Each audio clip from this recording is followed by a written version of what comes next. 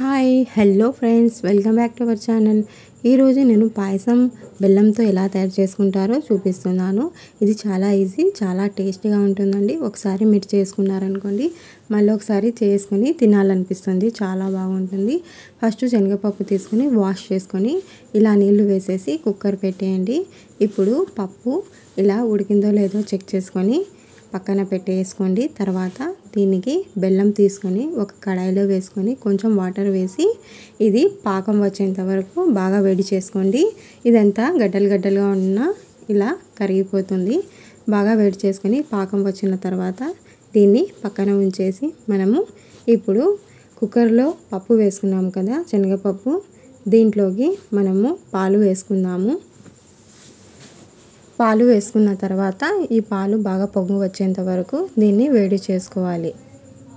ఇలా ఒక half litre పాలు వరకు తీసుకోండి. ఇప్పుడు ఇంకొక ప్యాన్ పక్కన పెట్టేసుకొని మనం దీంట్లో నెయ్యి వేసుకొని వేడి చేసుకోవాలి. దీంట్లో బాదం పప్పు వేసుకొని కొంచెం కాజు, ఇంకా మీకు ఏమైనా డ్రై ఫ్రూట్స్ ఇష్టం అయితే వేసుకోవచ్చు. నేనైతే బాదం పప్పు వేసుకొని కొంచెం కాజు వేసుకుంటున్నాను. ఇవి రెండు వేసుకొని ఫ్రై చేసుకొని లైట్గా ఫ్రై అయిన తర్వాత మనం దీంట్లోకి కొంచెం రవ్వ తీసుకొని, బాంబే రవ్వ తీసుకొని బాగా చూసుకొని ఏమైనా ఉన్నాయేమో చెక్ చేసుకొని ఇలా ఒక చిన్న గ్లాసు బాంబే రవ్వ ఇలా నెయ్యిలో వేసుకొని ఫ్రై చేసుకోవాలి. ఇలా కొంచెం బాగా ఫ్రై చేసుకోండి. కొంచెం లైట్గా రెడ్డిష్గా అయ్యేంత వరకు కొంచెం ఫ్రై చేసుకోవాలి. దీన్ని ఇప్పుడు మనం పాలు వేసి పొంగించాం కదా, దాంట్లోకి ఈ రవ్వ మొత్తము యాడ్ చేసుకోవాలి.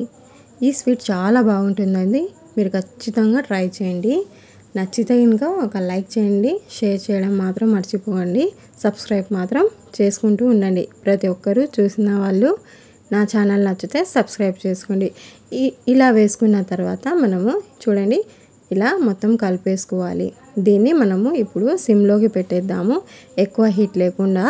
ఇప్పుడు మనము ఇలా కలిపేసుకున్న తర్వాత దీంట్లో మనం ముందుగా తయారు చేసుకున్నాం కదా పాకం, ఇలా జల్లెడించుకోవాలి. ఇలా జల్లెడ పెట్టేసుకొని మొత్తము ఇలా వేసేసుకోండి. ఇప్పుడు కలిపేసుకోండి. ఇప్పుడు మన బెల్లంతో చేసిన పాయసము చాలా టేస్టీగా ఉంటుంది.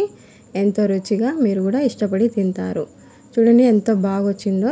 ఇప్పుడు మనం దీన్ని కొంచెం లైట్గా సిమ్లో పెట్టేసి ఇప్పుడు మనకు దీంట్లో కావాల్సిన డ్రై ఫ్రూట్స్, కొబ్బరి ఏమైనా వేసుకోవచ్చు. నేనైతే ఇప్పుడు కొంచెము యాలకుల పొడి వేసానండి. చూడండి ఎంత బాగుందో.